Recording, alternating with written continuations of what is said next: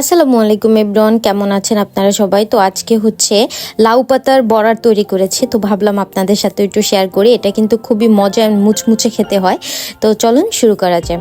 So ফার্স্টে আমি মুসুরির ডাল বাটা নিয়েছি, সাথে হচ্ছে ধনিয়া পাতা বাটা, কাঁচামরিচ বাটা এবং একটু কিছুটা পেঁয়াজ বাটা নিয়েছি। মানে এখানে বেটে দিলেই বেশি ভালো হয়। তারপর একটু হলুদের গুঁড়া, মরিচের গুঁড়া, পরিমাণ মতো লবণ দিয়ে, চালের গুঁড়া দিয়ে, বেসন দিয়েছি 1 চামচ, চালের গুঁড়া দিয়েছি আমি এখানে 2 চামচ। এখন দিয়ে এগুলাকে খুব ভালো করে মিক্সড করতে হবে। মিক্সড করে একটু সামান্য পরিমাণে গরম মশলার গুঁড়া জাস্ট ফর ফ্লেভার, আর কিছুটা আদা রসুন বাটা দিয়ে এগুলোকে খুব ভালো করে মিক্সড করতে হবে। এখন খুব ভালো করে মিক্সড করে এটাকে আমি 5 মিনিটের জন্য রেখে দিব, যাতে ফ্লেভারগুলো ভালোভাবে অ্যাড হয়। তো 5 মিনিটের জন্য রেখে দেওয়ার পরে এখানে আমি হচ্ছে ফ্রেশ কিছু পাতা নিয়ে নিয়েছি। এই যে ফ্রেশ কিছু আমি লাউ পাতা নিয়ে নিয়েছি। এই লাউ পাতাগুলো অনেক ফ্রেশ, আর এগুলোকে আমি ভালো করে ক্লিন করে ধুয়ে নিয়েছি। আর এইভাবে ওই যে ডাল বাটার যে মিক্সডটা আমি তৈরি করেছি সেটা এখন এগুলোর উপরে দিয়ে দিব। তো আপনারা দেখেই বুঝতে পারতেছেন এটা কিভাবে দেওয়া যায়। এটা খুবই ইজি, আর এটা হচ্ছে বিক্রমপুরের খুব বড় ফেমাস একটা খাবার। সো এটা কিন্তু খেতে অনেক মজা। আমিও ফার্স্ট টাইম ট্রাই করেছিলাম, বাট অনেক মজা লেগেছে। আমি আবারও ট্রাই করব। এই যেভাবে হচ্ছে সুন্দর করে প্রতিটা পাতার গায়ে সুন্দর করে লাগাই দিতে হবে। এই যে আপনারা দেখতেই পাচ্ছেন আমি কিভাবে করতেছি। সো আমি খুব স্লো করেই দিয়েছি, যাতে আপনারা খুব ভালো করে বুঝতে পারেন যে আমি কিভাবে অ্যাকচুয়ালি লাগাচ্ছি। তো এখানে আমার পাতাটা একটু বড় হয়ে যাওয়াতে আমার মা এসে বলল যে একটু কেটে দাও, তাহলে ছোট হবে, ভাজতে গিয়ে সুবিধা হবে, মচমচা হবে। তো আমি যে আবার একটু ভাজ করে দিয়েছি। এটা লাইক সমোসার মতো হয় শেপটা। এই যে সুন্দর করে এপিট ওপিট করে দিয়ে, যে দেখতেই পাচ্ছেন। তো আমি হাতের উপরে দিয়েছি, কারণ নিচে দিলে তো এটা লেগে যাবে, তাই এইভাবে দিয়ে দিচ্ছি।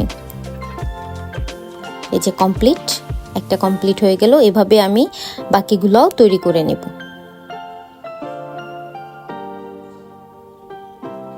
এগুলো খুবই ইজি, এটা মানে দেখেই পারা যায়, এটা মানে কঠিন কিছু না।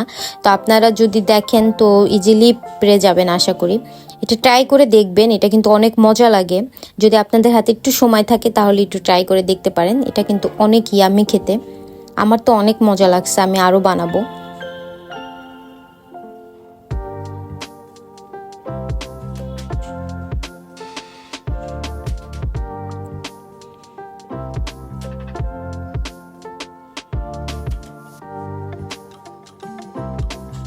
যেটা আমার অলমোস্ট হয়ে গেছে।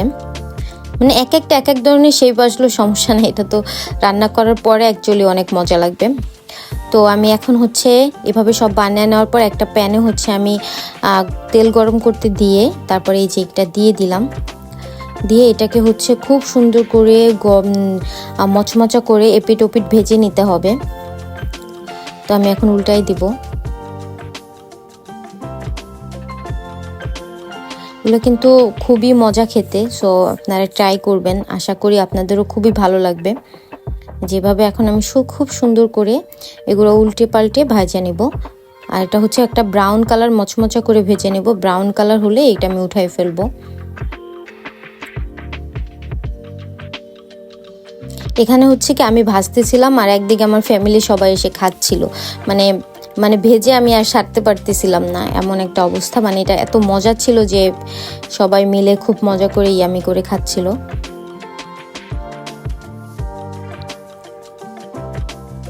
তো আমার ভাজাগুলো অলমোস্ট শেষের দিকে। এখন হচ্ছে আমি সব উঠিয়ে নেব এক এক করে। এই যে লাস্ট একটা আছে, এটাই ভাজা, তারপর আমার অলমোস্ট শেষ হয়ে গেছে। আর এই যে দেখেন খুব মচমচা, খুবই সুন্দর ফ্লেভারফুল একটা বড়া হয়েছে। আপনারা অবশ্যই ট্রাই করবেন। Thanks for watching. Please subscribe my channel.